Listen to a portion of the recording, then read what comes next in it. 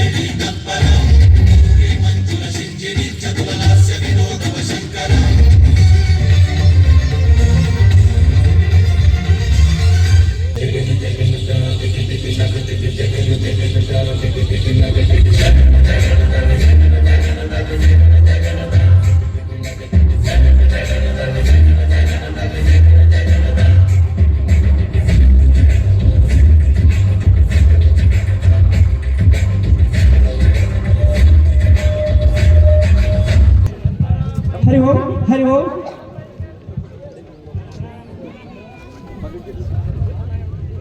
జీవితంలో కొత్తకోటలో అంత పెద్ద ఊరేగింపు ఎప్పుడు జరగల. అక్కడ ఈరోజు పోలీస్ స్టేషన్ దగ్గర నుంచి ఇక్కడి వరకు జనాలే. అంత అద్భుతమైన కార్యక్రమం ఎప్పుడు జరగల. ఆ రకంగా చైతన్యం ఆ రోజు మన కార్యకర్తలు ప్రజల్లో తీసుకొచ్చారు. ఆ రోజు నుండి అందరి యొక్క మనమంతా ప్రయత్నంతో ఈరోజు అయోధ్యలో రామ మందిరం వెలిసింది.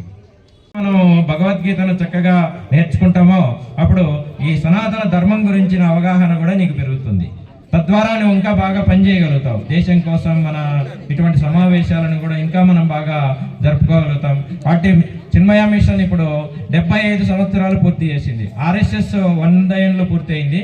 చిన్మయ మిషన్ అనేటువంటి సంస్థ ఇప్పటి వరకు ప్రారంభం నుంచి 75 సంవత్సరాలు పూర్తి అయినటువంటి సందర్భంగా ఈ సంవత్సరం మేము కూడా విశేష కార్యక్రమాలు చేస్తున్నాము. చిన్మయ మిషన్ పీఠాధిపతులు ఇటీవల ఒక 5 శ్లోకాలను సెలెక్ట్ చేసినారు. భగవద్గీతలో మనకు మొత్తం ఎన్ని అధ్యాయాలు ఉన్నాయి తెలుసా? ఎన్ని శ్లోకాలు ఉన్నాయి? 700 శ్లోకాలు ఉన్నాయి. అందులో 5 శ్లోకాలు సెలెక్ట్ చేసినారు. ఎందుకంటే భగవద్గీత అంత చదవాలంటే అందరికీ టైం ఉండకపోవచ్చు. 5 శ్లోకాలు చదివితే మొత్తం చదివినట్టే అని చెప్పినారు. ఆ 5 ఏమిటో నేను ఒకసారి చెప్తాను, మీరందరూ గుర్తుపెట్టుకొని 5 శ్లోకాలు రాసి పెట్టుకొని ప్రతినిత్యం మీరు చేసే ప్రేయర్ దేవుని గదిలో అక్కడ కూర్చొని ఈ 5 శ్లోకాలు చదవండి. ఈ 5 శ్లోకాలు కంఠస్థం చేసుకోండి. వీటిని 10 మందికి ప్రచారం చేయండి. తెలిసినంత మందికి గీతా ప్రచారం మనం చేయాలి. అప్పుడే మన ధర్మం ఇంకా బాగా అభివృద్ధి అవుతుంది.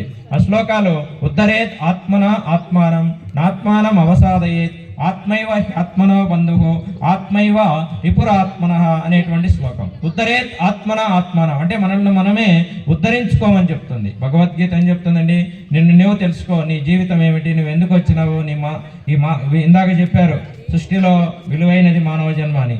మరి ఈ మానవ జన్మ విలువైనదని మనకు ఎప్పుడు తెలుస్తుంది? కొంచెం దాని గురించి మనం తెలుసుకుంటే తెలుస్తుంది అనమాట.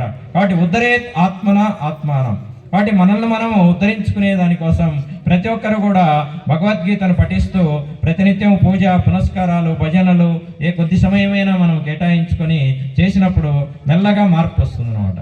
సో ఇది